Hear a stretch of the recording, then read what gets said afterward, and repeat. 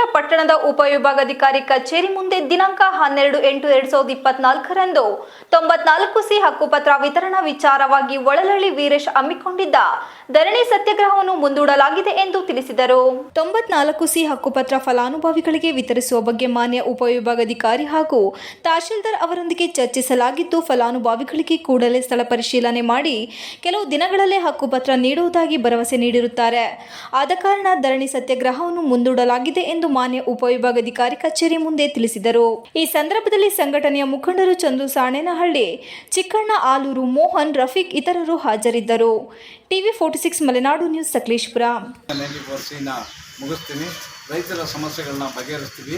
ದಯಮಾಡಿ ನಮಗೆ ಕಾಲಾವಕಾಶ ಕೊಡಿ ಅಂತ ಕೇಳ್ಕೊಂಡಿದ್ದಾರೆ. ಎ ಸಿ ಅವರು ಹೇಳಿದ್ದಾರೆ. ಇವತ್ತೆಲ್ಲ ಎ ಸಿ ತಹಸೀಲ್ದಾರ್ ಇಬ್ಬರು ಕೂತ್ಕೊಂಡು ಮಾತಾಡಿ ನಮ್ಮ ದಲಿತ ಸಂಘಟನೆ ಕಾರ್ಯಕರ್ತರು ಮತ್ತು ನನ್ನ ಹಿತೈಷಿಗಳ ಜೊತೆ ಮಾತಾಡಿದಾಗ ತಕ್ಷಣವೇ ಅದನ್ನು ಈಗ ಕೊಡ್ತೀನಿ ಅಂದಾಗ ನಾನು ಮತ್ತೆ ಪ್ರತಿರೋಧವಾಗಿ ಪ್ರತಿಭಟನೆ ಮಾಡಿದರೆ ಸರಿಯಿಲ್ಲ ಅಂತ ಕಾಣಿಸಿ ನಾನು ಇದು ಪ್ರತಿಭಟನೆಯ ಕೊಡಲಿಲ್ಲ ಅಂದ ಪಕ್ಷದಲ್ಲಿ ಮುಂದಿನ ದಿನಗಳಲ್ಲಿ ಮುಂದುವರಿಸ್ತೀವಿ. ಈಗ ತಾತ್ಕಾಲಿಕವಾಗಿ ಈ ಪ್ರತಿಭಟನೆಯನ್ನು ನಿಲ್ಲಿಸಿರ್ತೀವಿ.